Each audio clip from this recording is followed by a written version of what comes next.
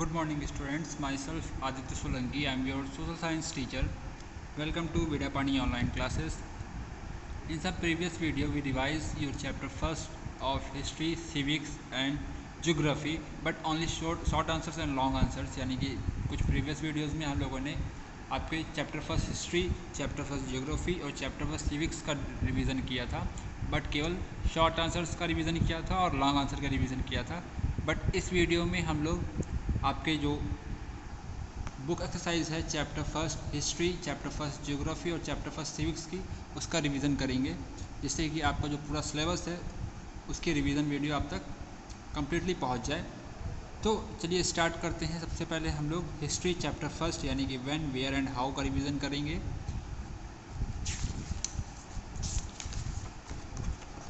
इसकी book exercise दी गई है पेज नंबर 8 पर.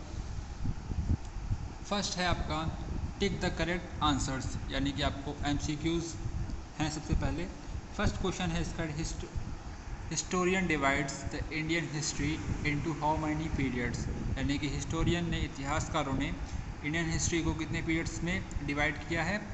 तो इसका ऑप्शन आपको दिए गए हैं 3, 2, 6. तो इसका सही ऑप्शन क्या है? 3, यानी कि 3 पार्ट्स में या 3 पीरियड्स में इसको डिवाइड किया गया है, Asian, medieval then modern. Second है आपका they introduce the culture of recording everything, यानी कि जो हर चीज़ का रिकॉर्ड रखने का जो कल्चर था वो किसके द्वारा स्टार्ट किया गया था? ब्रिटिशर्स के द्वारा. यानी कि जो अंग्रेज आए थे उन्होंने ही ये सिस्टम स्टार्ट किया था कि जो भी चीज़ करते थे, जो भी पॉलिसी या इम्प्लीमेंट करते थे या कोई भी चीज़ अगर वो करे तो उसका उनके पास रिटर्न रिकॉर्ड्स होता था. थर्ड है James mill divided Indian past on the basis of, James मिल ने जो इंडिया की पास्ट था यानी कि इंडिया का जो इतिहास था उसको किस बेसिस पे बांटा था? रिलीजन ऑफ रूलर, यानी कि रूलर्स के रिलीजन के ऊपर. फोर्थ है and archives is a collection of, यानी कि आर्चीव्स में हम लोग किस चीज़ का कलेक्शन करते थे? जो हिस्टोरिकल डॉक्यूमेंट्स होते हैं उसका कलेक्शन आर्चीव्स में होता है. फिर सेकंड सेक्शन में फर्स्ट है आपका fill in the blanks. Fill in the blanks का पहला क्वेश्चन है आपका dash divided Indian past into 3 periods, Hindu, Muslim and British, यानी कि इंडियन पास्ट को 3 पीरियड्स में, कौन कौन से 3 पीरियड्स? हिंदू, मुस्लिम, ब्रिटिश में किसने बांटा था? जेम्स मिल ने बांटा था. फिर हम लोग बात करते हैं सेकंड की, subjugation of one country by another which bring political, social and cultural change is called, इस प्रोसेस को क्या कहते हैं? कॉलोनाइजेशन. थर्ड है आपका a number of British records are preserved in, यानी कि जितने भी ब्रिटिश रिकॉर्ड्स होते थे वो कहाँ पे संभाल के रखे जाते थे? रिकॉर्ड रूम में. और हर ऑफिशियल बिल्डिंग का, यानी कि जितनी भी बिल्डिंग्स होती थी उन सब का अपना खुद का एक रिकॉर्ड रूम होता था. फोर्थ है poverty and un British rule in India was written by, यानी जो बुक का नाम दिया गया है poverty and un British rule in India, वो किसके द्वारा लिखी गई थी? दादा भाई नारोजी के द्वारा. Fifth James mill was a dash historian, तो वो किस कंट्री से बिलोंग करते थे? स्कॉटलैंड से बिलोंग करते थे, इस वजह से उनको क्या कहा जाता है? Scottish historian. स्कॉटलैंड के लोगों को स्कॉटिश कहा जाता है. 6 the modern period of Indian history x tends over a period of about, यानी कि जो मॉडर्न पीरियड है आपकी इंडियन हिस्ट्री का वो कितने सालों तक फैला हुआ है? तो अप्रॉक्स, यानी कि करीबन 250 सालों तक. फिर ट्रू फॉल्स की बात करते हैं. Historical period usually spend over a period of time and are characterised by some common features. ये ट्रू है कि फॉल्स स्टेटमेंट है? तो ये स्टेटमेंट आपका ट्रू है. Second British exploit Indian resources for their own gain, तो ये स्टेटमेंट भी आपका ट्रू है. Third official records are not an important source of British rule, जो भी ऑफिशियल रिकॉर्ड्स होते थे वो ब्रिटिश रूल के लिए, यानी कि ब्रिटिश रूल की बहुत ही ज़्यादा अच्छी इम्पॉर्टेंट सोर्स होते हैं, बहुत ही अच्छे स्रोत होते हैं जानकारी प्राप्त करने के. तो ये स्टेटमेंट आपका फॉल्स है. Fourth British conduct survey to spread their religion, ये फॉल्स है क्योंकि वो सर्वेस तो करते थे, लेकिन वो बाकी लोगों के बारे में और बाकी लैंड जो आपकी ज़मीनें हैं और जो भी रिसोर्सेज हैं उनकी जानकारी प्राप्त करने के लिए सर्वेस करते थे। फिफ्थ है Victoria memorial is located at Mumbai. तो ये स्टेटमेंट भी आपका फॉल्स है, क्योंकि वो कहाँ पे है, कैलकाटा में है। फिर आपका मैच द फॉलोइंग है, सेंसस को आप लोग मैच करेंगे official count of number of people living in a country. Second record room को आप मैच करेंगे place where all important documents and letters are stored. Colonisation को आप लोग मैच करेंगे subjugation of one country by another. और James Mill को आप लोग मैच करेंगे divided Indian history into 3 periods. तो ये तो हो गई हिस्ट्री चैप्टर फर्स्ट की बात। हम लोग आते हैं ज्योग्राफी चैप्टर फर्स्ट में। तो इसमें भी आपकी फर्स्ट एक्सरसाइज है टिक the correct answers. Number 1 which of the following is not a resource, यानी कि इसमें से कौन सा रिसोर्स नहीं है। तो गार्बेज कोई भी रिसोर्स नहीं होता है। Second which of the following is an example of man made resource, इनमें से कौन सा मैन मेड रिसोर्स का एग्जांपल है। तो मेडिसिन टू ट्रीट कैंसर, यानी कि वो मेडिसिन जिससे कैंसर का ट्रीटमेंट होता है वो मैन मेड रिसोर्स का एग्जांपल है। फिर हम लोग बात करते हैं थर्ड क्वेश्चन के बारे में। थर्ड क्वेश्चन है आपका which of these is not a renewable resource, इसमें से कौन सा रीन्यूएबल रिसोर्स नहीं है, इसको एक बार यूज़ कर सकते हैं, यूज़ करने के बाद हम लोग उसको फिर से यूज़ नहीं कर सकते। तो कोल को आप एक बार यूज़ करेंगे, उससे अगर आप इलेक्ट्रिसिटी बनाने के लिए इसका यूज़ होता है, उसके बाद ये वेस्ट हो जाता है, इसका कोई भी काम नहीं होता। फोर्थ है how many year does it take for a formation of coal, यानी कि कोल के फॉर्मेशन में लगभग कितने सालों का समय लगता है। तो 1000 ऑफ ईयर, यानी कई हज़ार साल लगते हैं कोल के फॉर्मेशन में। फिर सेकंड है इनसर्कल द राइट ऑप्शन, यानी कि आपको सेंटेंस पे करेक्ट वर्ड सर्किल करना है। Air and water are ubiquitous resources, यानी कि एयर और वाटर कौन से रिसोर्सेज है, यूबिक्यूटस रिसोर्सेज है। Second mountain and waterfalls have authentic value. Third है आपका the future of our planet rest on our ability to conserve our resources, यानी कि जो हम लोगों का भविष्य है वो किसका डिपेंड है कि हम अपने रिसोर्सेज को कितने अच्छी तरीके से कितनी कंजर्व वे में यूज़ करते हैं। Fourth the coal reserve in Jharkhand is and किस रिसोर्स का एग्जाम्पल है, एक्चुअल रिसोर्स का, क्योंकि इसके बारे में हम लोग जानते हैं।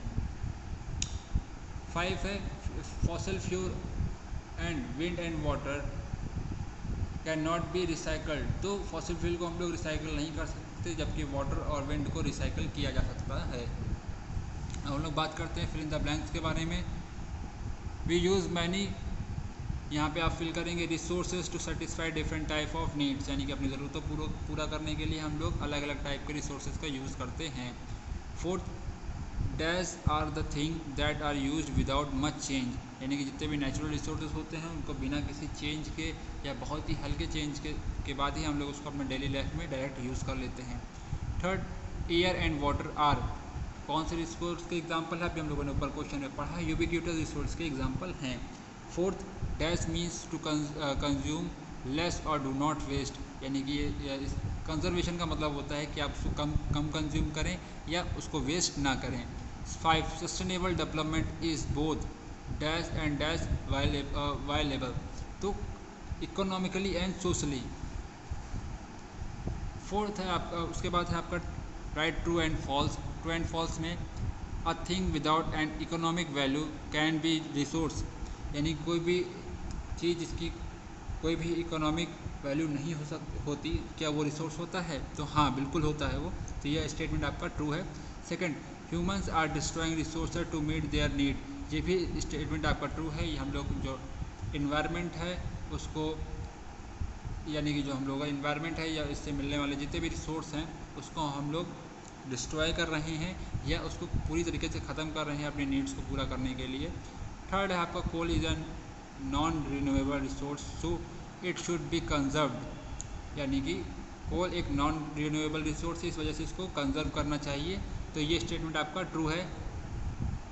Fourth air is an renewable resource, तो एयर एक रिन्यूएबल रिसोर्स है, ये स्टेटमेंट भी आपका ट्रू है। फिफ्थ है resources planning is not essential for the development of country, ये स्टेटमेंट आपका गलत है। रिसोर्सेज प्लानिंग बहुत ही ज़रूरी होती है किसी भी कंट्री के डेवलपमेंट के लिए। हम लोगों ने ज्योग्राफी का भी चैप्टर 1 कवर कर लिया है। हम लोग बात करते हैं सिविक्स के चैप्टर 1 के बारे में।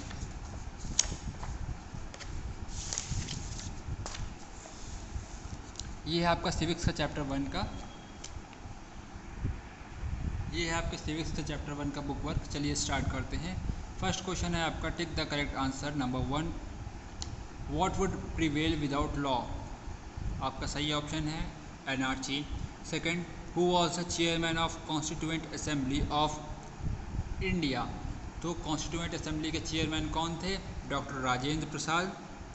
Third, which amendment incorporated the fundamental duties? तो कौन सा अमेंडमेंट है? 42 यानी कि 42वां अमेंडमेंट या 22वां संशोधन। सी है आपका सर्कल द करेक्ट ऑप्शन, यानी कि आपको सेंटेंस दिया है इसमें, जो आपको करेक्ट ऑप्शन है आपको उसको टिक करना है। First, people choose their leader in a, कि कौन से फॉर्म में पीपल अपने लीडर को या अपने रिप्रेजेंटेटिव को चूज़ करते हैं? तो डेमोक्रेसी में हम लोग अपने लीडर को चूज़ करते हैं।